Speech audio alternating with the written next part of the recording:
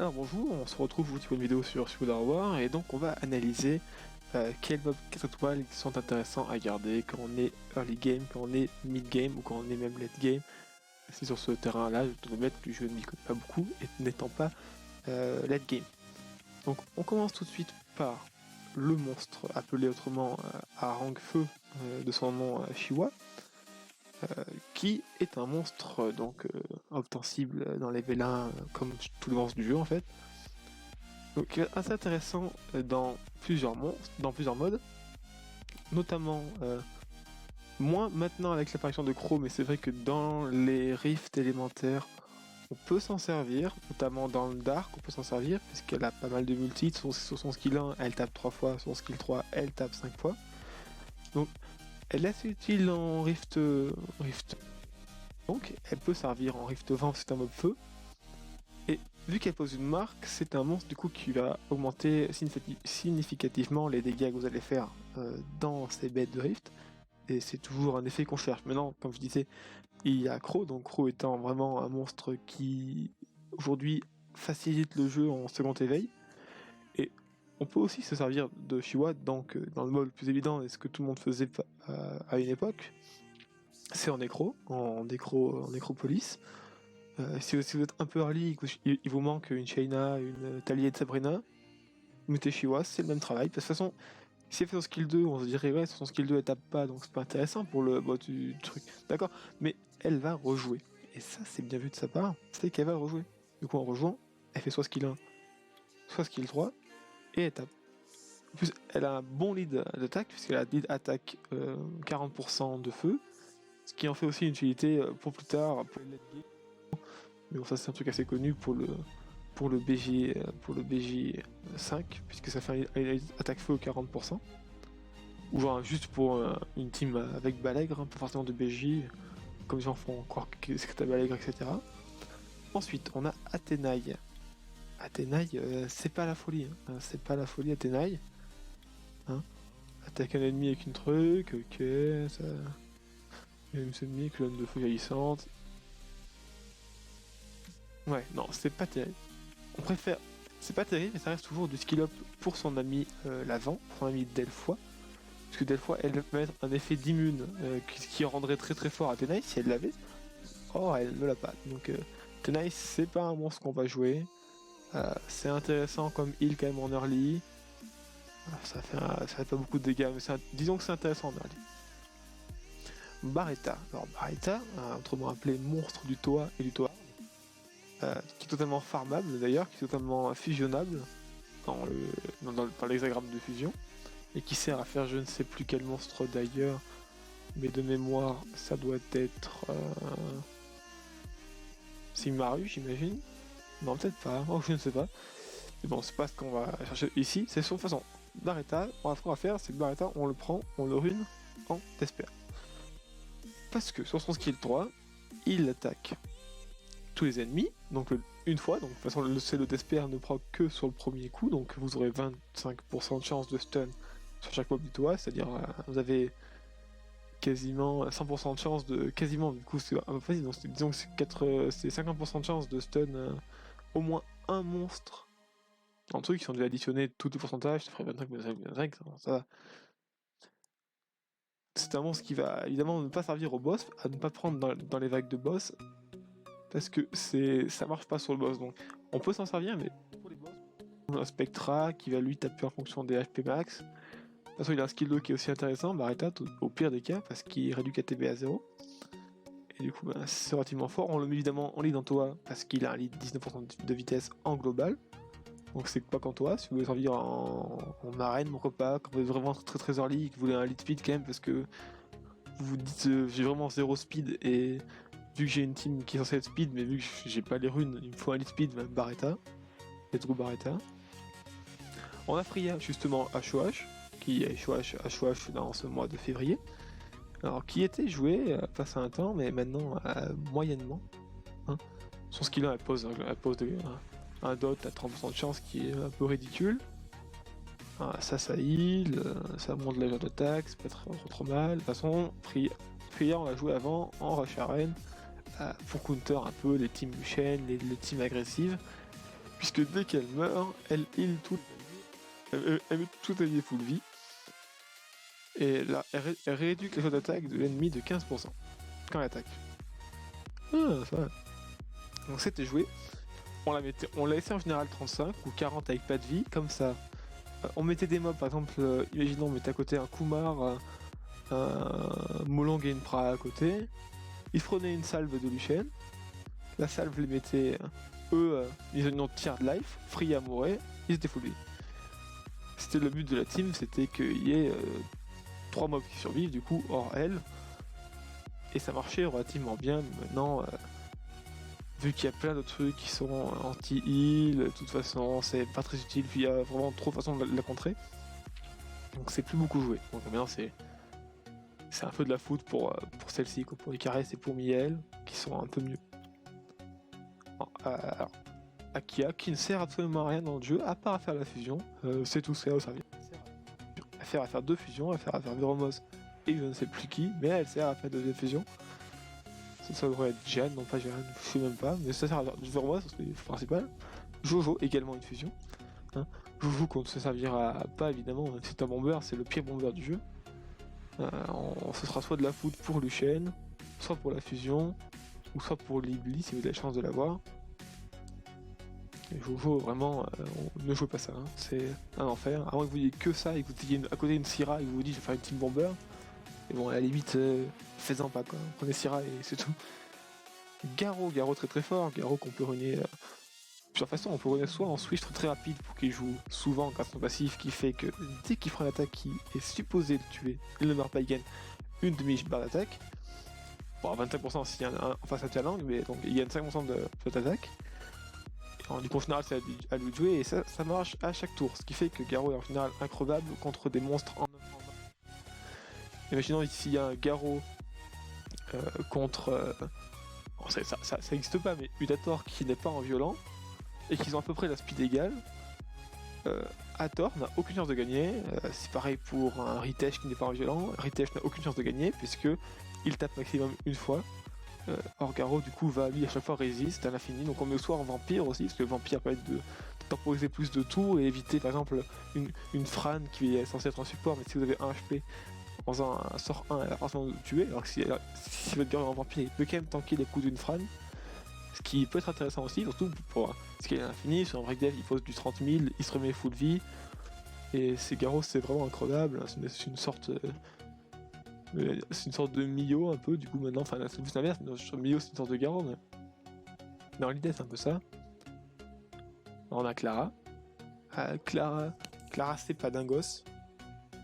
C'est pas d'un gosse du tout. Hein. C'est joué à une seule occasion, c'est en RTA, parce que ça fait une chose dont je ne saurais me rappeler. Si ça a une chance de strip et d'étourdir, c'est l'ennemi. Mais bon, c'est vraiment très random parce que 30% de chance. x3, okay, on pourrait se dire ça fait 90% de chance, mais non, ça fait 30% de chance, x3. Ça veut juste dire que vous avez 30% de chance 3 fois, donc ça fait 90 sur 300. Donc ça reste la même chose à chaque fois de toute façon, et c'est un peu ridicule. Juste, quand ça marche, c'est vraiment intéressant. Quoi. De toute façon, elle a un coup enflammé qui fait relativement mal. Elle a un strip sur son skill 1, comme toutes les autres comment ça s'appelle déjà celle-ci, les pirates. Donc à ne pas trop jouer. On a Jean. Jean, ça ne sert pas. Hein. Jean, c'est nul. Hein. Et vu qu'ils sont à peu près tous nuls dans la famille, peut-être à part Lueur, ou Guillaume qui est cancer. Ça force des skills. Hein. Jean, c'est pas d'un gosse. C'est marrant, il fait mal, on se dit. Sur ce sort-là, il fait assez mal, mais. Pas dingue. Verdeil, évidemment, connu. Donc il y a aussi une fusion maintenant. Verdeil, il y a une fusion. Pour Balek. Et du coup, Verdeil qui va avoir un passif qui est complètement pété en tout ce qui est Kéros, tout ce qui est RTA, haut level. Vous pouvez jouer honnêtement partout tant que le ruinage est adapté, puisqu'il a un passif qui fait que Teco critique augmente l'attaque de tous les alliés de 20%. C'est trop fort. Verdale, évidemment, ce qu'on veut, c'est qu'il est sans crit. qu'il soit sûrement violent, comme ça tes alliés, s'ils font violent, ils récupèrent 80% de leur jeu d'attaque. C'est simplement trop fort. En disant qu'évidemment, sinon c'est pas marrant, un Verder Revenge, donc un triple Revenge possiblement, a quasiment une chance sur 2 de Revenge, et du coup va faire que votre team, comme une sorte de mini ragdoll, va gagner 40% d'ATB avec 45% de chance, quoi. Ce qui est très fort. Gouverneur, c'est vraiment le cancer, on le met en DB10, il y a deux stratégies en DB10, soit on le met en premier très rapide, genre plus 150 speed, comme ça tes mobs derrière peuvent être plus lents, mais vu que Verdé va forcément les booster, ça passera, ton run passera. Soit on les met en dernier, dans une optique plutôt de tous tes mobs sont plus rapides, ils tapent le boss, Verdé les reboost, ils retapent le boss. Bon, les deux se valent en soi, puisque si Verdé est rapide, de toute façon tes mobs vont jouer, lui il va rejouer, ça va la booster aussi. Ça revient au même, c'est selon ce que vous voulez en faire. Chloé très très fort, Chloé Bob que je n'ai pas, et ça me dégoûte. Hein, parce que sur son skill 3, elle fait quoi? Elle aura invincible tous les alliés, et met une immune de tour. Hein, donc c'est fort quoi. Hein. C'est juste trop fort, en défense arène, tu mets ça, tu fais en sorte que ce soit très rapide et pour cut ou pour outspeed, et c'est parti. Hein. Sans son counter, à la limite, c'est Tiana, parce que Tiana, tu es sûr de strip et tout, mais te triton, vu que c'est un mob feu, t'es pas sûr de strip. Des trucs comme Léo pour du KTB et une Chloé, ça marche pas forcément, parce que la Chloé est peut-être en wheel. Puis la Chloé aussi est un mob feu, donc il peut glanting le Léo. Chloé, c'est relativement fort. Hein. Ensuite on a Wa qui sert en raid, que tout le monde n'a pas le niveau de BG5, moi non plus d'ailleurs, même si je m'y prépare. Donc Wa très très fort parce qu'elle réduit KTB. Elle réduit KTB à chaque attaque, elle a une chance sur ses attaques de rejouer. Voilà, elle a voilà, elle a une chance sur 4 d'attaquer à nouveau. Mais pas comme un proc violent. Sur son sort, et l'animation de sort en fait va se faire 2 fois. Ce qui fait qu'elle va faire 2 fois les dégâts, mais c'est pas un proc violent, c'est pas un proc violent. Si vous avez 3 tours de CD sur ça, 4, ou 3 du coup, le maximum, elle aura pas 2 tours, elle aura toujours 3 tours. C'est juste que vous aurez fait 2 fois plus fort. Donc c'est intéressant en raid. Avant c'était intéressant en GB10, mais c'est pris un nerf qui fait que maintenant les coups glancing ne posent plus. Enfin, c'est pas elle ferait un nerf, tout le monde ferait un nerf. Ces coups glancing ne posent plus les effets négatifs, donc les effets de slow et les effets de récupération ATB. Ce qui fait qu'en GB10 avant c'était très safe, c'était vraiment un point qui rendait votre GB 100% safe. Et ce point n'existe malheureusement plus pour certains et heureusement pour d'autres. Arnold, c'est pas la folie, hein, mais ça reste des fois joué en camp d'occupation ou en GVG. Et bon, sinon, un petit Dias toujours sympathique en raid, quoi. Puis même en général, les Génies de la mort sont pas très... Antares, mob random, mais mob extrêmement pénible en RTA, et extrêmement pénible aussi, on le connaît, dans les tâches 80 du Toa hard ou 70 du Toa hard avec carte à miel. Parce que Antares il fait quoi? Antares, plus vous jouez, hop, plus il a de chance de jouer. Plus vous allez jouer, plus il va vous cut. Il a un cut intégré à son passif, ce qui fait que des fois vous jouez 3 fois, vous dites, donc là, Mator joue, je le slip le gars en face, après c'est à Ganymede, je refresh à Thor, après c'est à Garo, mais c'est non Garo, du coup, je tape sur un mec, je le tue. Là, en fait, ce qui se passe, c'est qu'Ator elle va jouer, elle va endormir, Antares va proc, vu que c'est un mob fait, imaginons qu'il est pas endormi, il proc, hop, et s'il est en despair, il fait son skill 2, il réduit KTB, et il stun du coup s'il est en despair.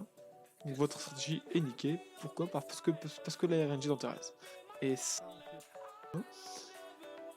c'est compréhensible, hein. C'est comme un Verdé qui proc revanche, ça casse les couilles. June, non. Hein. June, non. Sweaterly, c'est un DPS, feu, AOE, qui sont pris un up, mais on préférera maintenant largement un Tozi avec sa speed de base de 120, ou un Sigie, parce que Sigie, ça tape plus fort que Tozi, mais non, Tozi, vu qu'il a 120 speed, c'est venu God tier. Donc on runera en c'est June, c'est du skill up Tozi et Sigie, c'est tout. Hein. On a Wongwa, je ne sais même pas ce qu'elle fait là. On part sur du skill up Fei et du skill up Zerlin. ou du skill up Yume à la limite. Mais bon, pareil, ce mob, c'est comme. Elles ont toutes les mêmes sorts, hein, mais juste que c'est pas les mêmes éléments et pas les mêmes ratios. C'est pas la folie. Draco qui est un booster ATB, qui a une bonne speed de base, plus qu'une basse tête, plus qu'une Mégane, etc. Et qui a un buff attaque, un buff speed, non, et un buff speed, un buff attaque et un buff def. Donc c'est assez intéressant, ça reste très random. Imaginons que vous voulez jouer en RTA avec un Luchen, il est arrivé, vous dites, c'est bon, Draco il pose un buff sur Luchen, ah mais s'il pose le buff def, ton Luchen il fera rien. Donc c'est random, ça peut être joué pour l'immune aussi, parce qu'il y a une immune. Donc c'est assez intéressant quand même. C'est plutôt fort parce que c'est fort dans ce qu'on appelle les Japan Cleave. Le principe d'une Japan Cleave, pardon, c'est d'arriver, votre team sera faite en fait de Bastet, Garo, Draco, et le dernier je ne sais plus qui c'est. Bastet, Garo, Draco, Vanessa, non. Et je ne sais plus comment ça fait une Japan Cleave. Pourtant je m'en prends tous les jours. Et bon, il peut y avoir Draco dans le team, c'est ça le principal, parce que du coup Garo va faire en sorte qu'il y ait un boost speed de feu sur le Draco, avec à côté une basse tête qui aura elle de base une speed de base incroyable, donc il faut choisir entre un des bans, et peu importe qui vous bannissez, de toute façon, il y aura l'autre qui va vous avoir de speed quasiment pour sûr. Alors il y a Gibraltar qui est pas dingue. Qu'est-ce que ça fait ce sort justement, ok, enfin c'est une sorte de mini sorte 3 de Syrah, ça fait péter les bombes, c'est rigolo, mais ça ne sert pas, ça c'est utile à la limite si vous avez rien d'autre en nécro. Mais bon, on monte pas 40 km, c'est pas terrible, c'est plus du skill up pour un Dover, pour un Toad à la limite, pour un Malaka pourquoi pas. Pour un Bering c'est pas mauvais, mais bon, pas terrible non plus. On a Réunir ancien HOF aussi, de décembre ou de novembre, je ne sais plus, qui sur son pose des dots, ce qui est honnête en soi, parce qu'il a une chance sur deux, c'est plus que la Free tout à l'heure. En plus il en pose 2, donc c'est beaucoup plus fort que Free tout à l'heure. Ici il met un effet de marque, comme on disait, c'est assez... étourdi l'ennemi, ah non je confonds avec le haut qui met une marque, excusez-moi. Je suis bête, on est sur les feux, pourquoi je fais les dark? Attends, je crois que j'ai tout niqué. Non, c'est bon, voilà. Je me suis dit pourquoi faire les dark, ça ne sert à rien les dark, c'est pas ça. Donc on dit ah oui, Wai c'est très fort en rift. En rift c'est très fort en bête de rift.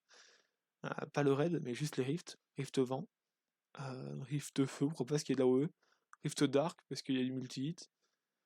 C'est assez fort, c'est un heal comme Fun AVL, ça heal par rapport à sa puissance d'attaque, pardon. Ici elle tape.